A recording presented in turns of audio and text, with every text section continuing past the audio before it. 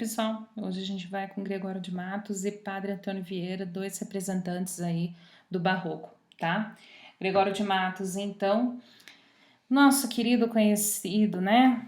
Boca do Inferno, ok? Essa perífrase, esse apelido, lhe é dado após tantas críticas que ele faz, tá? O Gregório de Matos, ele faz uma poesia satírica, ele fala mal de absolutamente todo mundo, ok? Ele ataca todos os segmentos da sociedade, ele não poupa nenhuma classe social, ok? É o nosso primeiro poeta brasileiro, certo? Nasceu na Bahia, o pai era português, a mãe era baiana. Então aqui a gente já começa a trabalhar uma literatura brasileira, certo? Ele tem uma poesia lírico-amorosa, poesia lírico-religiosa, uma poesia satírica também. Estudou junto aos jesuítas no Brasil, como a maioria dos nobres da época, desses fidalgos da época, era comum realizar os primeiros estudos aqui no Brasil e concluir os estudos universitários na Universidade de Coimbra, em Portugal, tá? Que é o que ele faz. Ele vai para lá em torno de 1650, vai voltar mais de 30 anos depois para o Brasil, certo? Abandona a família, abandona a advocacia, né? Vai abraçar aí a vida boêmia e depois vai falar mal de todo mundo, que lhe rende esse generoso, esse gentil apelido de Boca do Inferno e também lhe rende um degredo, tá? Ele é exilado, mandado para Angola. Quando perdoado, vamos dizer assim, lhe é permitido voltar ao Brasil, porém ele não pode mais voltar para a Bahia, certo? É proibido, acaba morrendo em Recife, tá? Bom, sobre as características da obra dele, o que a gente tem, tá? Primeiro a gente tem que levar em consideração que nós estamos falando do ciclo da cana no Brasil, ou seja, Salvador, capital da colônia na época, etc. Enfim, então a gente tem aí inúmeros poemas que ele dedica à cidade da Bahia, que utilizando a nomenclatura que ele mesmo coloca, tá? Então nós temos aí Salvador, capital dessa colônia. Então, o polo da produção econômica no Brasil está no Nordeste, e, portanto, o polo da produção cultural também, tá? Bom, e aí o que a gente tem dentro da obra dele, tá? Na sua poesia satírica, algumas com palavras de baixo calão, certo? Como eu falei para vocês, ele realiza uma crítica a todos os segmentos da sociedade, não perdoa escravos, não perdoa freiras, não perdoa religiosos, governadores, ninguém é poupado aí da língua ferina de Gregório de Matos, tá? Faz crítica ao governador da época, que a gente vai ver um poema que ele faz, um soneto que ele faz aí sobre a má administração do Antônio Luiz da Câmara Coutinho, do Antônio Luiz da Câmara Coutinho, não, também do Antônio Menezes, né? A gente vai ver mais pra frente. A poesia lírico-amorosa, que é um amor não apenas sentimental, é também um amor carnal, e a gente vai perceber como isso é bastante perturbador para esse poeta, esse posicionamento angustiado diante do amor. A poesia lírico-religiosa, em que ele também apresenta diversos argumentos, tá? A gente percebe como ele tenta convencer o Senhor a respeito dos seus pecados, tá? Coloco aqui então para vocês o Gregório de Matos satírico, tá? Esse soneto aqui talvez vocês conheçam, o soneto que ele faz à cidade da Bahia, certo? Então vamos lá. Triste Bahia, ó quando é semelhante estás e estou do nosso antigo estado. Pobre te vejo a ti, tu a mim empenhado. Rica te vi eu já, tu a mim abundante. A ti trocou-te a máquina mercante, que em tua larga barra tem entrado. A mim foi me trocando e tem trocado, tanto negócio e tanto negociante. Deste em dar tanto açúcar excelente pelas drogas inúteis que abelhudas simples aceitas do sagaz brichote. Ó, se quisera Deus que de repente um dia amanheceras tão sisuda que fora de algodão o teu capote.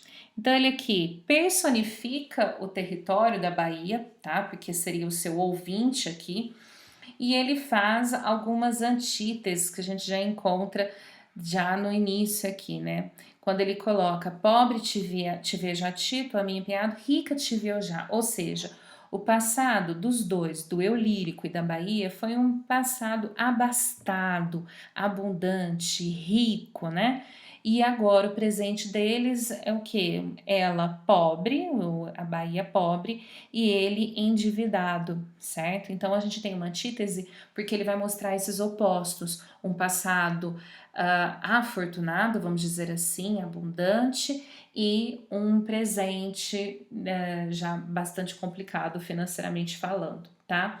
Lamenta que então que toda a exploração que houve com a Bahia, tá? Por quê? Porque ela dá açúcar e um açúcar de excelente qualidade, o que faz, né, que esse açúcar seja levado à metrópole. A gente sabe todo aquele esquema de Portugal na época, tá? E aí pagando suas dívidas, enfim, e ele vai fazer essa referência quando fala do simples, aquelas simples aceitas do sagaz Brichotte, aqui uma referência aos ingleses, né, British. Bom, e aí ele lamenta que talvez se tivesse dado o algodão, que não seria tão valioso quanto o açúcar, ela não teria sido tão explorada assim, tá? Nesse outro a gente vê aqui a despedida do mau governo que fez este governador. Ele é muito gentil com a pessoa, tá? Senhor Antão de Souza de Menezes, que sobe a alto lugar que não merece. Homem sobe, asno vai, burro parece, que o subir a desgraça muitas vezes. A fortunilha autora de entremeses transpõe em burro o herói que indigno cresce. Desanda a roda e logo o homem desce, que é discreta a fortuna em seus reveses. Homem, sei eu, que foi vossa senhoria quando pisava da fortuna roda. Burro foi ao subir tão alto clima.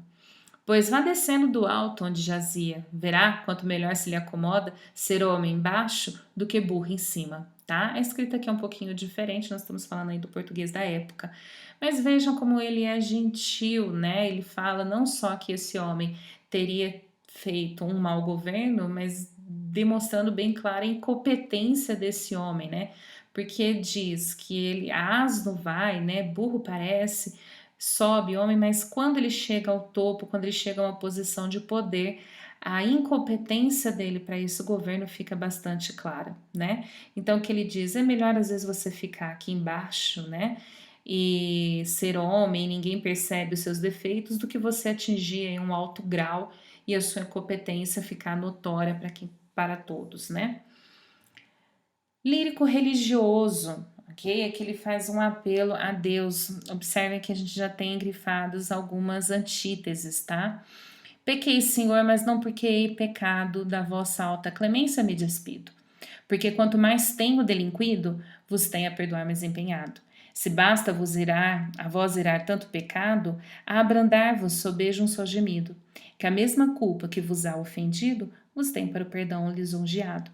Se uma ovelha perdida e já cobrada, glória tal e prazer tão repentino vos deu, como afirmais na sacra história, eu sou, Senhor, a ovelha desgarrada, cobrai-a, e não queirais, pastor divino, perdendo a vossa ovelha, a vossa glória. Tá? Olha a argumentação que ele utiliza com o Senhor, né, com Deus. Ele diz que ele peca sim, mas não é porque ele peca que ele não deseja o poder divino, tá? Porque quanto mais ele peca, mais o Senhor estaria disposto a perdoá-lo, porque na concepção dele só haverá perdão se houver pecado. Então, ele está praticamente dando uma razão para o Senhor perdoá-lo, né? Vamos pecar que aí eu consigo o seu perdão. Óbvio que a gente não pode pensar assim, mas enfim, é a argumentação que ele utiliza. E aqui ele fala que se ele é a ovelha desgarrada, Deus deveria trazê-lo de volta, né? Porque Deus não quer que se perca essa glória na figura dele, ok? Então ele joga aí a responsabilidade para cima de Deus. Bastante astuto ele, né? O lírico amoroso, a gente percebe essa perturbação nesse soneto aqui. Observe. A mesma Dona Ângela, né? Até o nome aqui já remetendo a essa ideia angelical.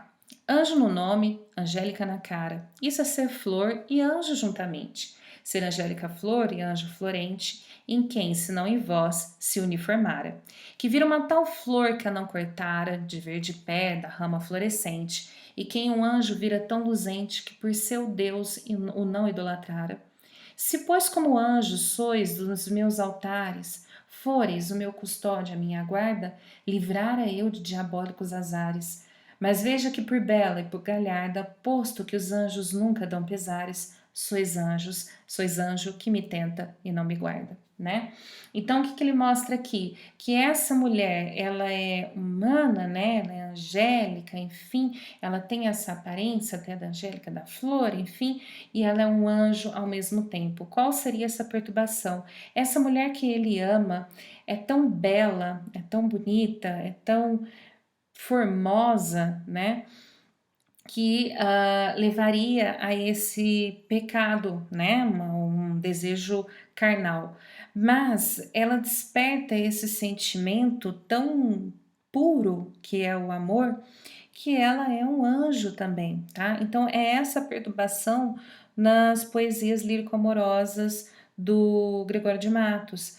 A amada, ao mesmo tempo que o tenta, né, como fala aqui que sois anjos que me tenta, ao mesmo tempo que o tenta, que o levaria aí a um pecado carnal, por tão forma tão perfeita, ela desperta algo puro, um sentimento tão puro quanto o amor. Então, é aquela ideia do salvar e do pecar, né? A tentação é o pecado, mas o sentimento seria a salvação, ok?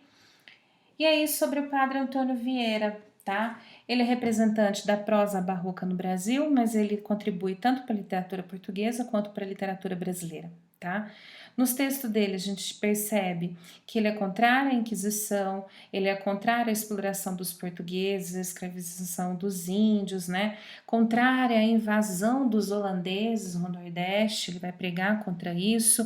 Contrário também aos maus pregadores, né? Que perdem aí o seu rebanho.